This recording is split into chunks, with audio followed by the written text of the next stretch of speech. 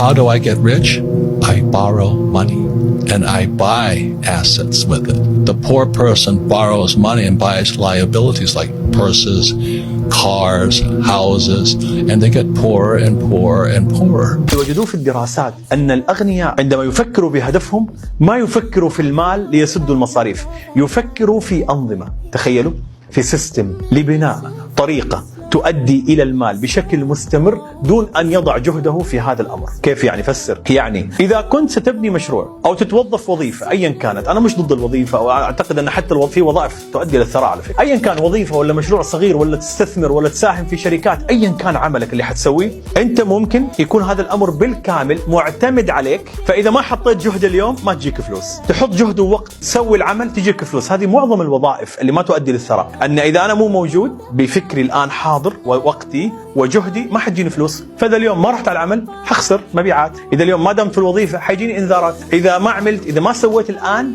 ما راح تجيني فلوس. هذا أن جهد يساوي مال. القانون هنا إيش؟ جهد يساوي مال. جماعة اللي يفكروا بطريقة الثراء لا، هو يفكر بنظام سيستم، نظام يساوي مال. ايش هو النظام؟ يروح يبني هذا النظام اللي يعمل بشكل مستقل. فهنا تطلع دور المشاريع اللي فيها عدم اعتمادية على المؤسس، قائم على التكنولوجيا، مشاريع ريادة الأعمال. من أهم الأشياء اللي تخلي مشاريع ريادة الأعمال مشاريع بتنمو بسرعة اليوم ولها شهرة، أنها سكيلبل بزنس، تنمو بشكل تلقائي بعيدا عن جهد المؤسس. تصبح غنيا يجب أن تمر أموالك في 3 مراحل: دخل شهري ثابت، ادخار، استثمار. وابدأ في استثمارها في أصول تعيد إليك المال، فإن لم تجد طريقة تجعل المال يعمل من أجلك ستقضي عمرك في العمل من أجله.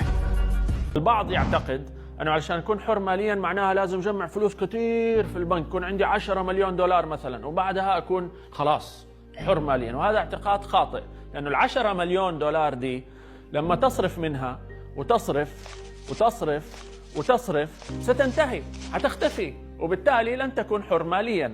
فما معنى الحرية؟ مفهوم الحرية المالية هي أن تكون عندك أصول كثيرة، ومن هذه الأصول يأتي دخل، وهذا الدخل يكون أعلى من مصاريفك السنوية. يعني هي أصول شقة أو أسهم قاعدة تدر أرباح ودخل، وهذا الدخل أعلى من مصاريفك السنوية، وقتها تكون حر ماليا. واحدة من أحسن وسائل الاستثمار دائما على المدى البعيد العقار. نشوف العقار في أمريكا من عام 1970 نجد أنه على المدى البعيد دائما السهم لفوق، تجد فيه هبوط أحيانا، ركود للأسواق أحيانا، بعدين صعود. حتى عام 2008 نجد أنه في هبوط، ولكن نجد بحلول عام 2013 بدأ أيضا السهم يطلع. فعلى المدى البعيد العقار دائما من أفضل وأحسن الاستثمارات. So very simple. Imagine every dollar that comes in, Yes. you divide it into 5 buckets. Okay. Very simple. So the first bucket is what I call your necessities bucket. Okay. So this is where you pay your bills, right? I would say 60% of your money. 60%. So every dollar that comes in, 60 cents goes into this bucket. Got it. Your electricity bill, your car payment, your house payment, right? All that stuff, your internet, your cell phone bill, right? Right. That's your necessity bucket. The next bucket is what I call your emergency bucket. Okay. That's then 10% of your money, every dollar that comes in, goes into this bucket. Right. Now, emergency money means money put away for a rainy day. Right. It could be medical expenses. Right? Yes. It could be something happens to your family, you want to have that money there. Yeah. The third bucket is the investment bucket. Okay. So that's also 10%. So 60%, Yes. right? 10%, 10%, that's your, think of that's your future, that's your retirement. And then you have 10% is what I call your learning bucket. Okay. This is where you learn your skills. Right. You go to the events, get coaching, seminars. And then last one, that last 10%, that's your fun bucket. The fun bucket. What do you feel is your top 3 safest investments? Real estate, and real estate. Because when I buy a building with an address, if it's in the right location, it will be here 20 years from now. I'm not buying Bitcoin. I don't know anything about Bitcoin, man. You want to give me some Bitcoin? I'll take it. I'm not buying Twitter stock. I don't know anything about Twitter. Is Twitter going to be here in the future? I don't know. I only invest in things that I know will be there in the future. The Bank of America will lend me money to buy an apartment deal, but they won't lend me money to buy their own stock. Think about that. A bank will lend me money to buy a piece of property, but they will not lend me money to buy Bitcoin. They won't even lend me money to buy a Bank of America stock. So what do they believe in?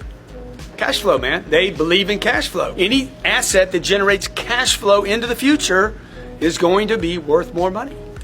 What do I invest in? Y'all see where I'm putting all my money. That's all I talk about all the time because I know it's going to be there. كنت تقول في واحدة من لقاءاتك علشان تبدأ مشروعك انسخ لصق مشروع ثاني وابدأ. كوبي بيست اند ذن انوفيت. وكل الشركات الموجودة اليوم في العالم العربي اللي انت بتسمع عنها، الشركات الرقمية والشركات الجديدة كلها منسوخة، ولكن تطبق تميز من خلال تأقلم مع طلبات المحلية لعملائها. حديثنا عن كريم، شوب اند شيب، كاش اون ديليفري، كله كوبي بيست انوفيت. ليش انوفيت؟ لانه بتميز بعدين. ما في خطأ بانك تنسخ. شو الخطأ فيها؟ كل الشركات في العالم تنسخ على فكرة. علي بابا، خذ علي بابا، اوكي، مش شركة عالمية علي بابا؟ من اكبر شركات العالم. نفس الشيء، كوبي بيست عن امازون اول ايامها، بعدين ميزت نفسها للسوق المحلي في الصين. شو المشكلة؟ كل الشركات الصناعية في العالم في خدمة بدأت في مكان وانت طورت عليها. معظم الاختراعات في العالم إلها تاريخ، لكن في حد قال يمكن نعملها بطريقة مختلفة، فإذا ميز نفسه. مش عيب النسخ. I'll just say three things to your generation, okay? Three recommendations. The first recommendation is to think about your savings and how much money do you have for savings. And the best way to think about that is to think, how much money do I spend each month? And how much money do I have saved so that I can, how many months am I going to be okay without that? And to value savings, right? And calculate it, because savings in that is freedom and security. And think about what that is. So that's the first. How much do I have for that? The second thing is, how do I save well? What should I put my saving in?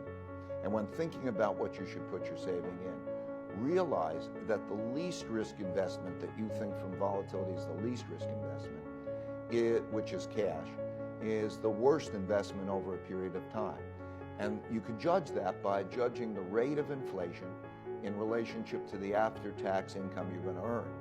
So if you have an inflation rate that's 2 or 3% and you're earning 1% and you have to pay taxes on that 1% or the 1 or 2% that you're going to get, you're going to get taxed essentially at 2% a year, and that's going to be a problem. So you have to move into assets that are other assets that are going to do better over a period of time.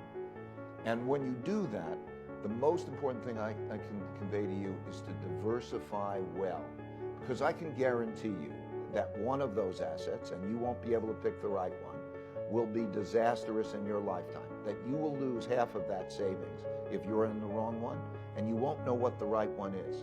And so pick different countries, pick different asset classes, and I could probably take too long explaining how you might do that. But so that would be the second thing to learn.